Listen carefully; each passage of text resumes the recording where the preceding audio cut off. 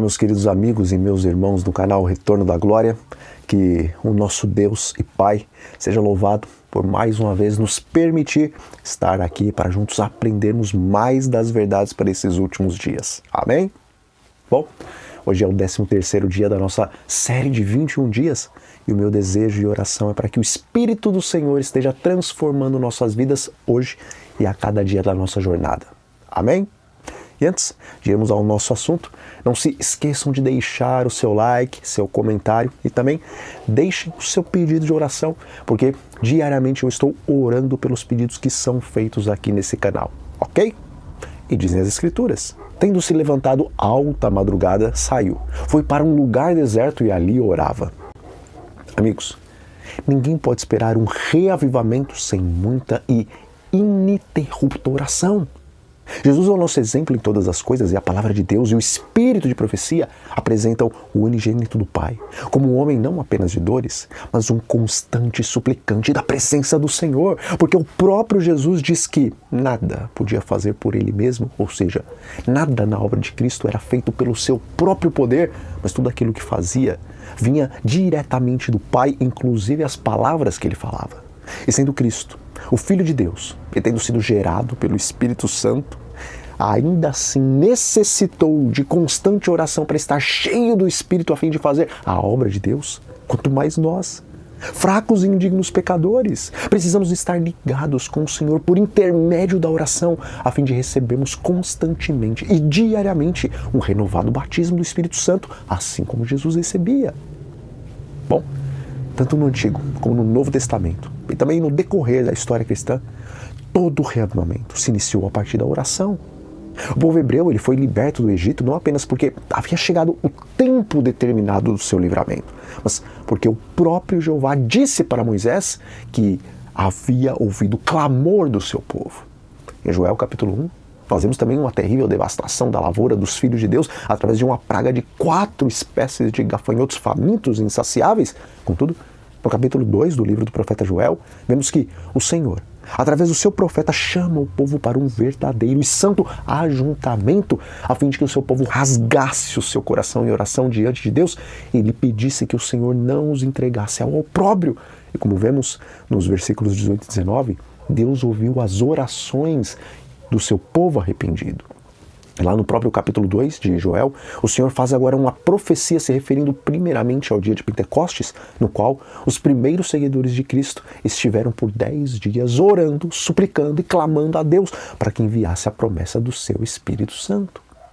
E queridos, poderíamos destacar outros momentos do Antigo e do Novo Testamento em que o povo passou por uma reforma e por um reavivamento a partir da oração, mas acredito que as palavras que se encontram em 2 Crônica, no capítulo 7, elas já colocam um ponto final nessa questão, porque ali está escrito: se o meu povo, que se chama pelo meu nome, se humilhar, orar, me buscar e se converter dos seus maus caminhos, eu ouvirei dos céus, perdoarei os seus pecados e sararei a sua terra.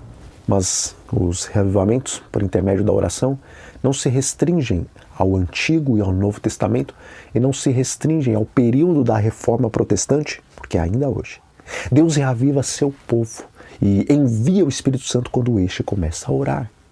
Veja, o pastor Pavel Goya, ele conta como em sua adolescência a igreja a qual ele frequentava na Romênia passou por um reavivamento depois que ele e outro adolescente começaram a se reunir algumas noites ali por semana em sua igreja para orarem pelo reavivamento. E semanas depois deste pequeno início, outros jovens decidiram se unir a eles, pedindo o reavivamento daquela igreja que estava morrendo espiritualmente, e em pouco tempo o Senhor os ouviu e aquela igreja adventista lá na Romênia foi reavivada. E ele também conta de uma outra igreja, como ela passou de 20 membros para 120 membros em questão de meses, depois que 5 senhoras, juntamente com ele, se disporam a, logo pelas primeiras horas da manhã, se reunirem em sua pequena igreja, mesmo com temperaturas abaixo de 0 e grande nevasca, para orarem pelo reavivamento. E em outro testemunho, contado ali pelo pastor Pavel, ele diz que um grupo de irmãos passou a se reunir todas as manhãs em sua igreja para então pedirem o reavivamento. e após um vizinho incrédulo aceitar que eles orassem por sua esposa que tinha câncer maligno e que estava ali desenganada pelos médicos, ser curada. Poucos dias depois que eles começaram a orar, a partir de então, todos os dias, pela manhã, filas de carros, de pessoas buscando oração passaram a existir na frente daquela igreja e o resultado final foi a construção de mais uma igreja com muitos membros.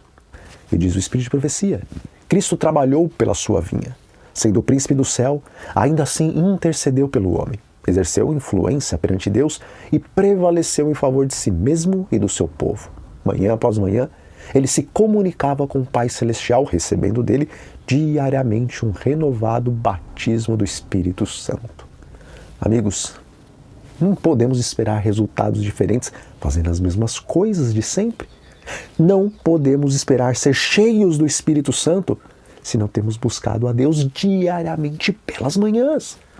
Devemos entrar nesta obra, orar pela manhã em favor do batismo do Espírito Santo individualmente. E depois, devemos formar grupos de oração para diariamente buscarmos a Deus no mesmo horário, com o propósito de recebermos o batismo do Espírito Santo e com o propósito de pedir o batismo do Espírito Santo sobre a igreja, porque está escrito: em verdade, também vos digo que, se 2 dentre vós sobre a terra concordarem a respeito de qualquer coisa que, porventura, pedirem, ser-lhes-á concedida por meu Pai que está nos céus. Mateus 18, versículo 19. Queridos, a própria palavra de Deus nos diz que se buscarmos em primeiro lugar o seu reino e a sua justiça, todas as demais coisas nos serão acrescentadas. E embora esse versículo seja muito mais profundo do que buscar a Deus nas primeiras horas do dia, certamente nós não poderemos nos habituar a buscar o Senhor em primeiro lugar em todas as áreas da nossa vida, se não o buscarmos diariamente nas primeiras horas do novo dia. E, embora em eventos finais, na página 163, o Espírito de Profecia nos diz que devemos estar dispostos a importunar a Deus e nos suplicar o dom do Espírito Santo, ou seja, devemos várias e várias vezes no dia insistir com Deus pelo derramamento dessa bênção em nossas vidas.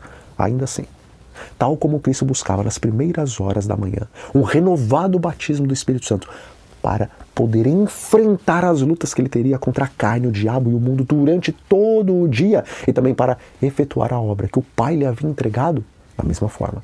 Nossa primeira atividade do dia deve ser ir à presença do Senhor em oração e suplicar o dom do Espírito Santo para que tenhamos completa vitória sobre a carne, o diabo e o mundo naquele dia e para que tenhamos poder a fim de revelar o caráter de Deus e apresentar as boas novas da salvação para todos aqueles que estiverem ao nosso redor.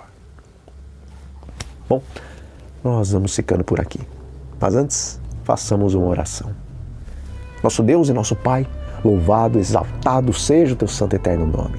Senhor, Jesus é o nosso exemplo em todas as coisas e manhã após manhã ele se levantava e ia até a tua presença para receber um renovado batismo do Espírito Santo. Coloque em nós, Pai, o mesmo desejo que havia em Cristo e que todas as manhãs venhamos a despertar e buscar a bênção do Espírito Santo antes de qualquer coisa. E isso nós te pedimos e agradecemos. Em nome de Jesus. Amém.